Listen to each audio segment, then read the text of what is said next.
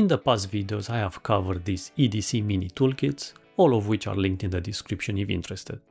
They are amazing for what they are, but there will always be an element of compromise. So in today's episode I will make my own variant based solely on my observed needs, and while I'm at it, we'll go through my pouch tool piece by piece since I'm updating quite a lot. Before the changes I was using the Wera Tool-Check +1 kit since it's really versatile for my needs. But over time I noticed that my pouch was too maxed out and thus it was putting too much pressure on the plastic frame of the Wera.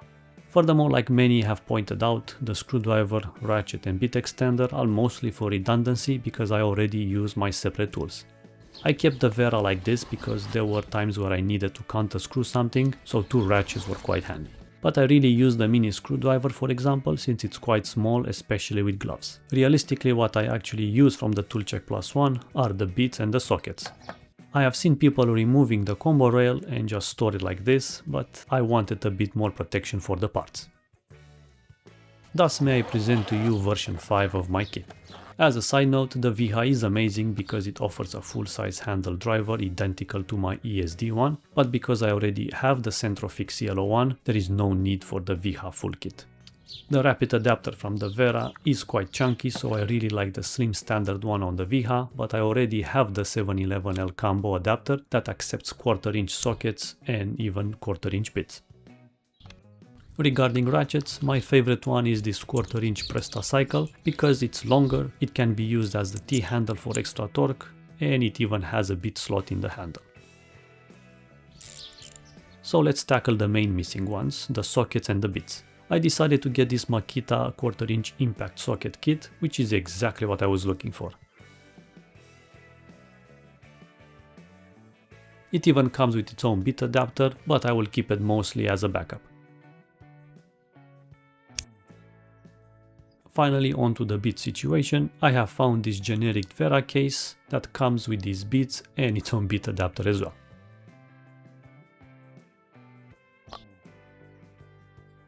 The case is rock solid and it can even side stand. Then you can just mix and match whatever bit you need. Furthermore, the case fits absolutely perfect in my pouch as you can see. Now let's start from the beginning and go through the rest of the tools. This is the Maxpedition fatty pouch, one size below the beefy. In the front mesh pocket I have this tape, while in the back straps I keep some various sizes of zip ties for quick access. This is the 711L ratcheting driver adapter with an impact Phillips 2 bit so I can quickly grab both from the inner pocket. The new Wera bit kit, it stores 30 bits, same as the Tool-Check +1 or the Wiha or the Hazet one. The Victorinox sharpener. Next we have the Hoto 24-in-1 driver with double-sided precision bits, a fantastic no-brainer item. A multi-purpose synthetic oiler pen, the classic Sharpie, the 711L combo adapter, a generic magnetic pickup telescopic tool, and an extra long Phillips 2 impact bit. Then one of my favorite tools, the Knipex cobalt cutters. The best locking bit mechanism ever put on a driver, the Wiha Centrofix. This gives me a solid screwdriver regardless of the length of the bit that I use.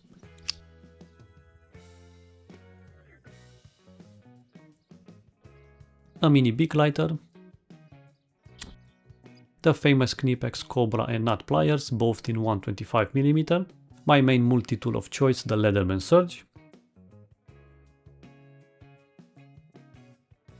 the new Makita impact socket set. I know I have 3 bit adapters now in total, but I might remove the Wera one and store the impact one in there, we'll see. The Presta Cycle ratchet kit.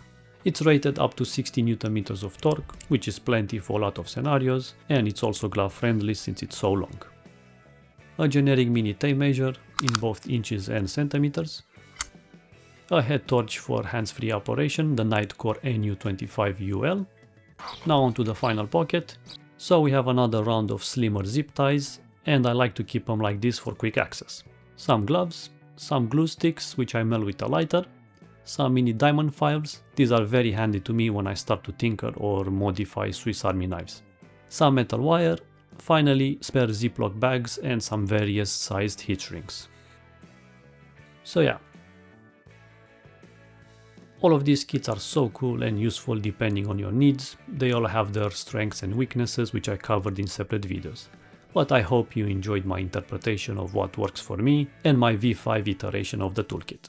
Thank you for watching and see you in the next one.